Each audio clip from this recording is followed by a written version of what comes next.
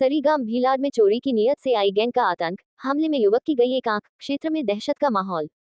उमरगाम तहसील के सरीगाम और भीलाड़ इलाकों में एक बार फिर चोरी की वारदातों को अंजाम देने आई गैंग ने आतंक मचा दिया है। स्थानीय लोगों को निशाना बना रही इस गैंग ने हाल ही में भीलाड़ क्षेत्र में चोरी की एक नाकाम कोशिश के दौरान हिंसक हमला किया।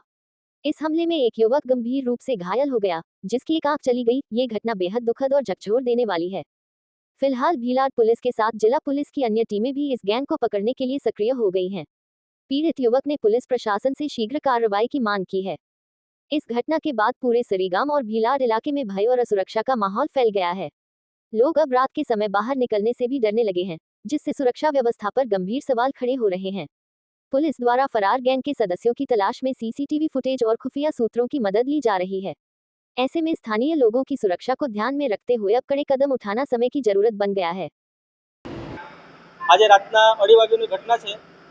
ચોરટા લોકો આવ્યા ને ઘેરમાં ચોરી કરીને બધું જે બીજા દરવાજા હતા તેમાં કુંડી મારીને અને બીજા જે દરવાજામાં લોક હતા તેમાં તોડીને અને લોકર તોડીને ઘરેના પૈસા જે બી માલ સામાન હતો તે ચોરાઈને નાહી ગયા। એટલે અમે લોકો પછી બહારથી મારા જે બેડરૂમ છે એ બેડરૂમમાંથી મેં મારામાં પેલું કડી નહીં આવે, ડાયરેક્ટ અંદરથી ખોલવાવાળો હોય, ખોલીને બહાર આવ્યા અને બહાર આવીને પછી ભાઈનો ખોલ્યું અને ભાઈ પછી બહાર આવ્યો તો પછી અમે લોકો ચોરને પકડવા માટે બહાર એટલે એ લોકો પછાડી ગયા।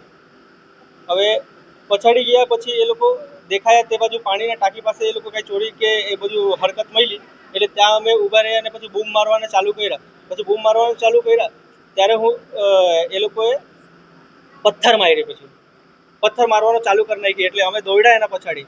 ત્યારે એ દોડતા દોડતામાં જ મારા ભાઈના આંખમાં લાગી ગયો, આંખ ફૂટી ગયો। પછી એ આંખ હવે રિપ્લેસ નહીં થાય એટલે અમે બી પકડવાની બહુ કોશિશ કરી, અમને બી બહુ માર લાગ્યું છે, એટલે ચોટ લાગ્યું છે, મારા ભાઈનો આંખ ફૂટી ગયો, માથામાં બી માર્યો છે સ્ક્રૂડ્રાઈવરથી। હવે પ્રશાસનને આ જ વિનંતી છે, પોલીસ પ્રશાસનને, કે ભાઈ આના પર કંઈક સખ્ત કડક પગલાં ભરો કે એ લોકોને આવા ચોરટા લોકોના કે આવો ગુનાહગાર કહી શકીએ આપણે કે એ લોકોને કડીથી કડી સજા મળવા જોઈએ। મારી આ વિનંતી છે પોલીસ પ્રશાસનથી કે આમાં એટલે આ બીજી જગ્યાએ કોઈ ઘટના ન બને કે ભાઈ કોઈને જઈને જાન બી મારી શકે। એ લોકો એવા છે, એ લોકો ક્રિમિનલ છે, ચોર ખાલી નથી, એ લોકો ક્રિમિનલ છે, એ લોકો ચોર નથી। હવે એ લોકો જાન બી મારી શકે છે બીજાની।